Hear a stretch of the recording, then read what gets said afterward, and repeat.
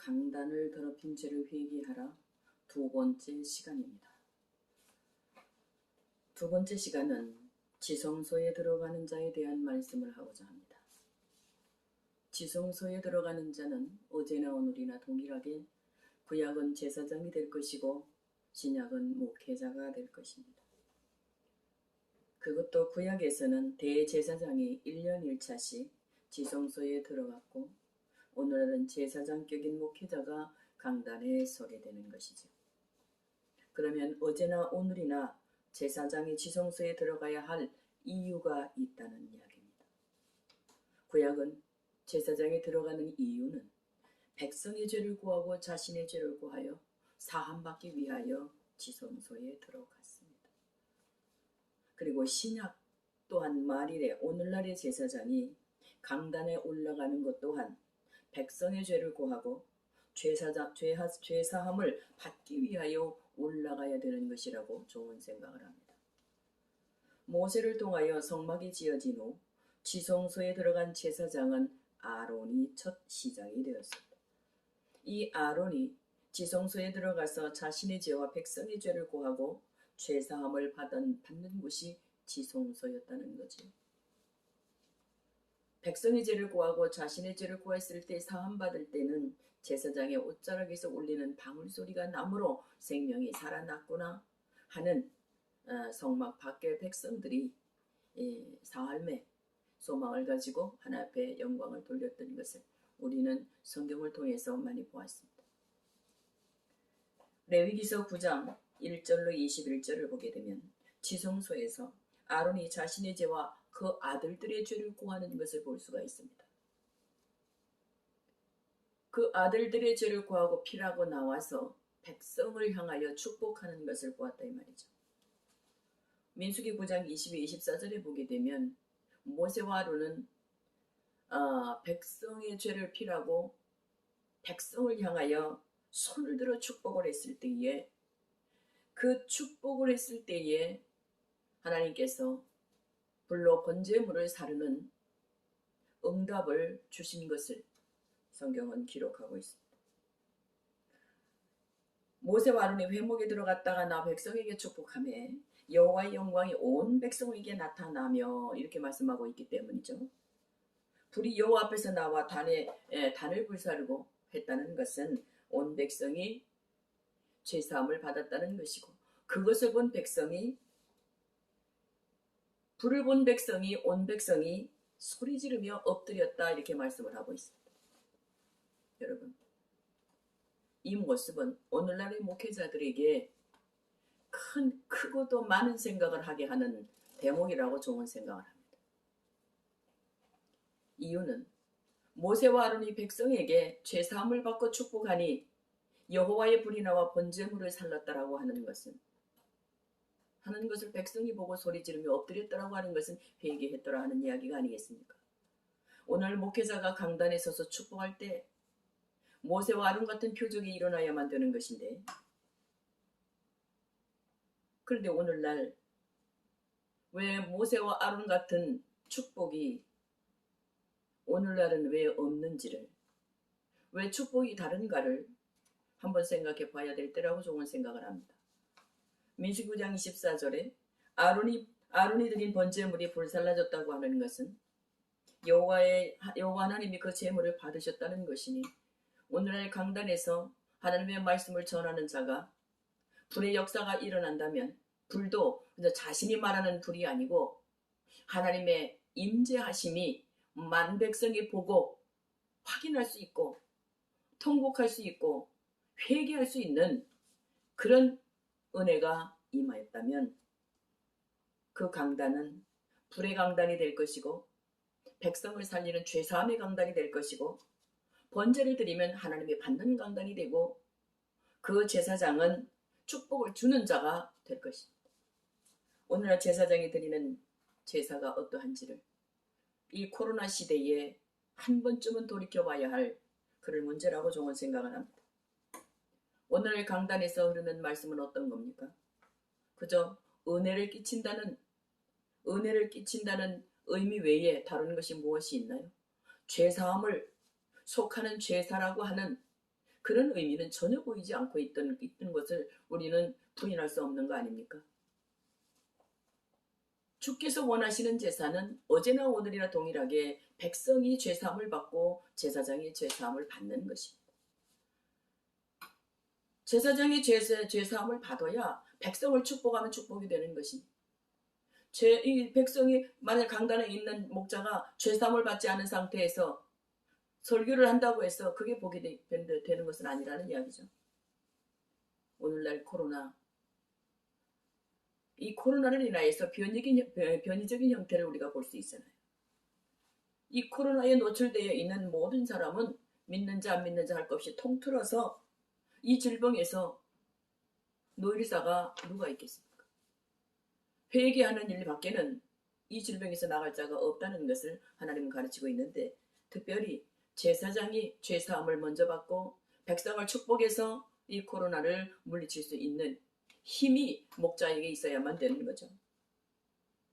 레위기서 4장 1절로 3절에 보게 되면 제사장이 범죄해서 백성에게 얼을 입히면 그 범죄한 죄를 인해서 흠없는 수송아지를 드리면서 제사를 해서 여호와께 제물을 삼게 해서 결국 그 죄사함을 받아야만 됐습니다.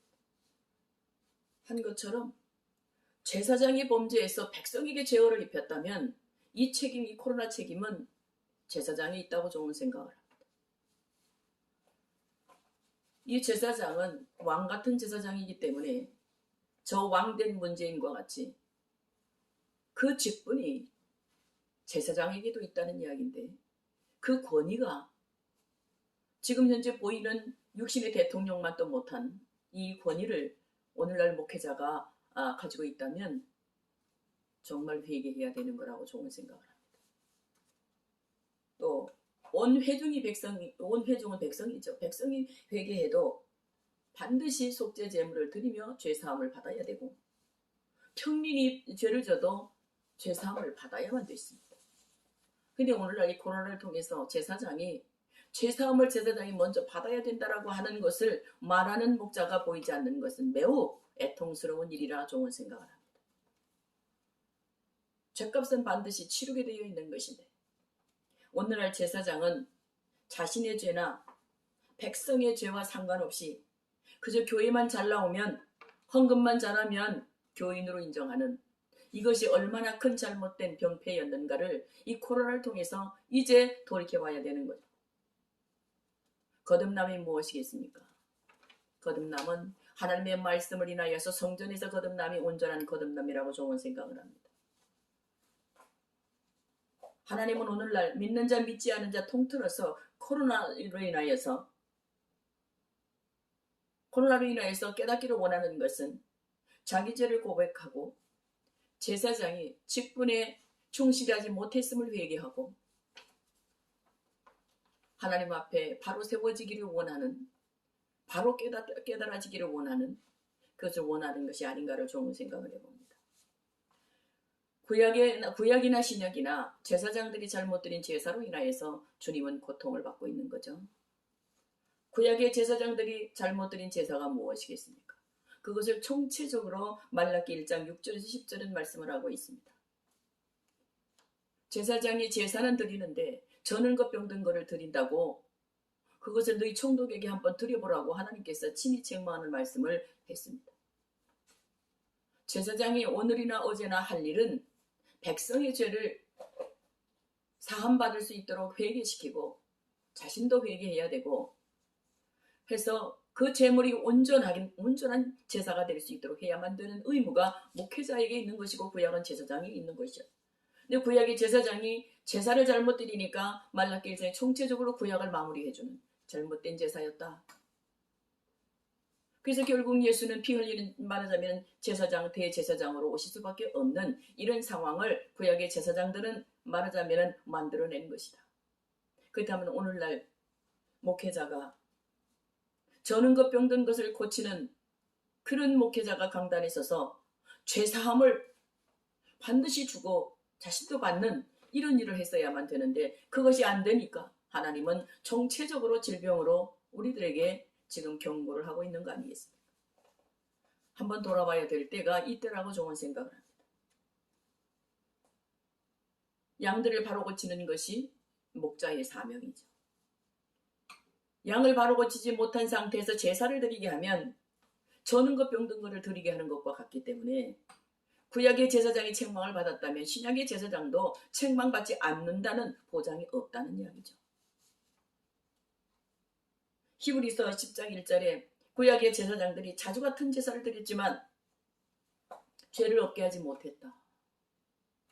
그래서 죄 없게 하시는 예수께서 대제사장으로 이 땅에 오셔서 피 흘리는 제사를 단번에 드리시는 이것을 초래하여 만든 것이 구약의 잘못된 제사였다면 오늘날 제사장은 그럼 어떤 말을 해야만 되겠습니까? 이제 주의 재림을 기다려야만 되는 것인데 주의 재림을 기다리는 양들에게 죄사함을 반드시 십계명을 들고 다니면서라도 말하자면 검토를 해서 죄사함을 받는 것이 주의 재림을 맞이하는 것이라고 가르치는 이런 목자가 있어야만 된다고 좋은 생각을 합니다. 지성소에 들어가는 자는 반드시 어제나 오늘이나 동일하게 구약은 제사장이었고 신약은 강단에서는 목자예요. 그렇다면 제사장 된 목자가 해야 될 일은 결론적으로 죄사함을 받게 하는 강단에서의 말씀이 흘러야 된다라고 하는 것이죠.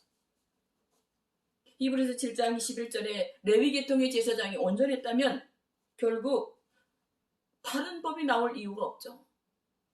그런데 아론의 반차를 쫓지 아니하고 멜기세덱의 반차를 쫓는 한 제사장을 세울 필요가 없는데 있게 만든 것은 오늘날 제사장 된 목자에게도 주의 재림을 기다리는 성도들에게 목자에게 참으로 심각한 때를 맞이하고 돌이켜 회개해서 그날을 준비할 수 있도록 하는 하나님의 은혜를 이제라도 코로나를 통해서 깨닫게 하는 이 기회를 잊으면 안 된다는 거죠.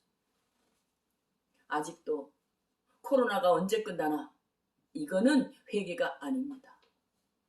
코로나는 제사장이 죄사함을 받으면 백성을 축복해서 백성도 죄사함을 받으면 코로나가 끝나는 거예요. 왜 제사장이 코로나가 언제 끝나나? 그건 부끄러운 이야기입니다. 제사함 받지 못한 이야기예요. 그것은 은혜가 아닙니다.